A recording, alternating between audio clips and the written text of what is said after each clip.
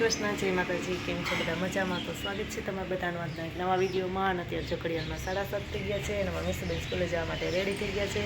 અને અત્યારે છે હવે એ નાસ્તો કરવા બેઠી છે. અને મારે જો બીજું બધું થોડું ઘણું કામ તો થઈ ગયું છે અને થોડું ઘણું જાય પછી હોય એ નાસ્તો કરવાનો તો મારે હજી બાકી છે. એમ કે મિસુબેન જાય પછી જ આપણે બીજું બધું કામ કરવાનું હોય, નાસ્તો પછી જ કરવાનો હોય. હવે તો જો શિયાળો આવી ગયો છે અને ફૂલ ઠંડી પડવા માંડી છે. તો આજે અત્યારે અમે સાલ ઓઢી લીધી છે. સ્વેટર હજી ગોતવાનો વારો નથી આવ્યો. સાલ તો બહાર હતી ને એટલે અત્યારમાં ઠંડી લાગતી હતી તો સાલ ઓઢી લીધી. હવે સ્વેટર ગોતવું પડશે. મીસુને તો એક દી ગોતી દીધું તો એણે તો ધરાર ગોતાવ્યું કે મારે આજે પહેરવું જ છે એમ. એટલે તો હાલો અમારે મીસુબેનનો નાસ્તો કરી લઈએ, પછી બેગને એવું તૈયાર કરી લઈએ ને સ્કૂલે જઈએ.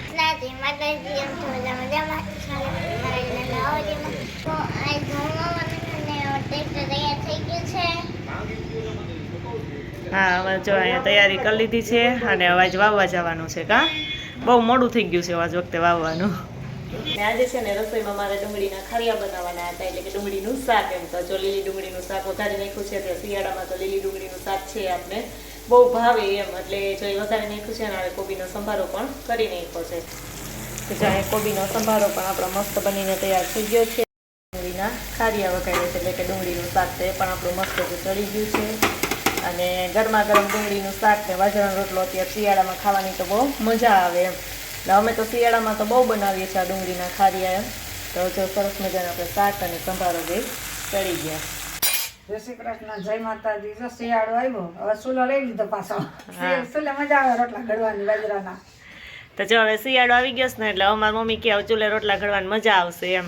એટલે જો એને ચૂલા ઉપર જ બાજરાના રોટલા કરી નાખ્યા છે ને જો 2 રોટલા થઈ ગયા છે અને હજી એકાદો 2 બાકી છે. તો રોટલા બનાવે છે અને ચૂલાના રોટલા છે ને એકદમ મસ્ત થાય અને ગેસના એવા ન થાય. ગેસના રોટલા હાંભરા થાય.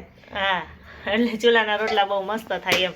તો મારી મમ્મી કે લાય છે ને ચૂલે જ રોટલા આવે, શિયાળો આવી ગયો ને એટલે ક્યારેક ક્યારેક ચૂલે બનાવશું. એ કે મારે જો કે સાંજે મોડું થતું હોય એટલે હું ફટાફટ ગેસે કરી નાખું. અત્યારે એ કે લાય હું ચૂલે કરી દઉં. એટલે જો એ રોટલા બનાવવા માંડ્યા છે. કપડા બદલાવી લીધા, મક્કલ લીધું, લેસન કરી લીધું અને મમ્મી મારા નાસ્તો બનાવે છે.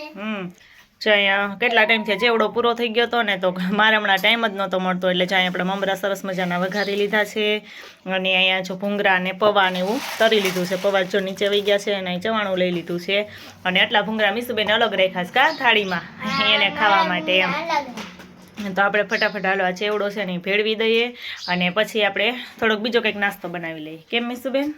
તો જો મમરા તો આપણા વઘારાઈ ગયા છે અને આ ભૂંગળા ને બધું તળ્યું છે ને પૌવાને આપણે એડ કરી દઈએ.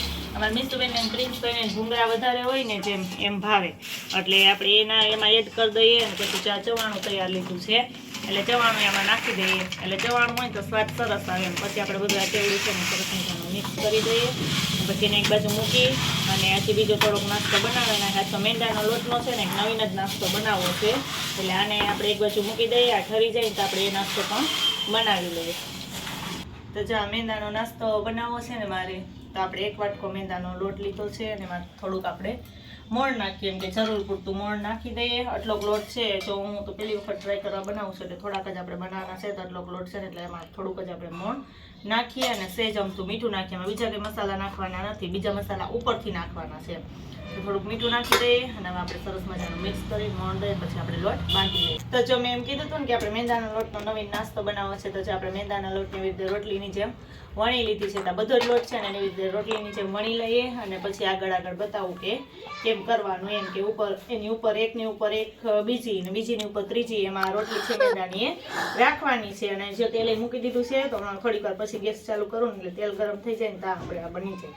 તો જો આપણે મેંદાના લોટની આ 4 રોટલી બનાવી છે ને તો જો આમાં આપણે છે ને થોડું તેલ લગાવી દીધું અને પછી આની ઉપર છે ને એ આપણે બીજી રોટલી લગાવી દેવાની છે અને એની ઉપર પણ તેલ લગાવી દેવાનું. એટલે જો આ રોટલી છે ને એ બધી 4 આપણે એવી રીતે તેલ લગાવી અને ઉપરા ઉપર રાખી દેવાની છે. જો આમાં ફરતે તેલ લગાવી દીધું અને પછી એની ઉપર પાછી એક રોટલી રાખી દઈએ.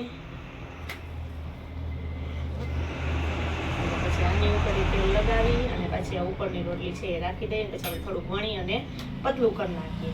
જે આપણે 4 રોટલી એવી રીતે આમ થઈ ગઈ છે. તો હવે આપણે એને પતલું કરી નાખીએ વણી થોડુંક. તો પછી જો એને આવી રીતે આપણે એક સરખા શેપમાં કટ કરી લેવાના છે. સરસ એમ કે જેમ આપણે યોગ્ય લાગે એમાં નાના નાના જો કટ કરી લેવાના છે અને પછી એને અલગ સરસ શેપ આપી દેવાનો છે.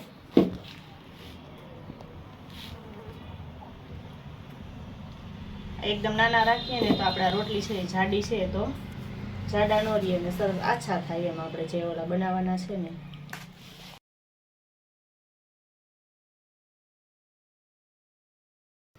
તો જો આપણે આવી રીતે સરસ કટ કરી લીધા છે. હવે એને છે ને આપણે લઈ અને આવી રીતે શેપ આપવાનો છે કે આવી રીતે ગોળ ગોળ ગોળ ગોળ એને વારી લેવાના છે. અને પછી આપણે એને તેલમાં સરસ તળી લેવાના છે. જો આને પછી આપણે આ શેપમાં આવી રીતે આમ શેપ આપવાનો છે. એટલે આપણે એક એક એક એક લઈ અને એને આવી રીતે રોલ વાળવાનો છે. અને પછી રોલ વાળી અને તેલ સરસ ગરમ થઈ જાય ને એટલે આપણે તેલમાં તળી લઈએ અને સેજ આમ ચોંટાડી દેવાના એટલે તેલમાં નાખીએ ને તો અલગ ન પડે. તો જો આ મસ્ત આપણે આવો શેપ આપી દીધો છે તો એકદમ મસ્ત જો દેખાય છે ને બનીને તૈયાર થઈ ગયા છે. અને આપણું તેલ ગરમ થઈ ગયું છે તો આપણે એમાં એક એક કરીને બધા તળી લઈએ સરસ. તો જો આપણો મેંદાનો નવો નાસ્તો છે ને બનીને સરસ મજાનો તૈયાર થઈ ગયો છે. અને ઉપરથી આમાં છે ને આપણે થોડો મસાલો એડ કરી દઈશું કે જો આ મસાલામાં મેં લીધું છે તીખાની ભૂકી છે, થોડો ખંચર પાવડર છે અને થોડી આમાં આપણે ચટણી નાખી દઈએ એટલે સરસ એમાં તીખાશ આવી જાય એમ. અને થોડુંક નાખી દઈએ ધાણા જીરું. આ બધું છે ને મિક્સ કરી અને આપણે એમાં ઉપરથી એડ કરી દઈએ એટલે મસાલો છે ને સરસ હજી તો ગરમા ગરમ છે ને તેમાં મિક્સ થઈ જાય અને આપણો મસ્ત મેંદાનો નવો નાસ્તો બની તૈયાર થઈ જાય સરસ મજાનો. અને બહુ મસ્ત જો અલગ પ્રકારનો જ આપણો મેંદાના લોટનો નવો નાસ્તો બનીને તૈયાર થઈ ગયો છે. અને થોડીક વાર હજી તો ગરમા ગરમ છે ને ધગે છે, થોડીક વાર ઠરી જાય પછી આપણે ચાખી લઈએ કે કેવો બન્યો છે એમ. અને મારા મીસુબેન તો જો અહીંયા બાજુમાં જમવા નહોતું ને એક જગ્યાએ તો જમવા આવી ગઈ છે. મેં કહું તો એ જ અમારો પહેલાં ટેસ્ટ કરીને બતાવે કે કેવા બન્યા છે. તો જો આ મારો આ નાસ્તો કેવો છે એ તમે કોમેન્ટમાં કહેજો. અને ચાલો હજી તો મારે બહુ મોડું થઈ ગયું છે અને રસોઈ કરવાની તો બાકી છે. આ નાસ્તો ને એવું બધું બનાવ્યું ને એમાં એટલે હવે ફટાફટ રોટલી ને એવું બધું બનાવી નાખું અને આપણે એક બાજુ રાખી દઈએ. અને આ સાથે આજનો વિડીયો પણ અહીંયાથી કરીએ છીએ. જો અમારો વિડીયો તમને ગમ્યો હોય તો લાઈક કરજો, શેર કરજો અને જો ચેનલમાં નવા હોય તો સબસ્ક્રાઈબ કરવાનું ભૂલતા નહીં.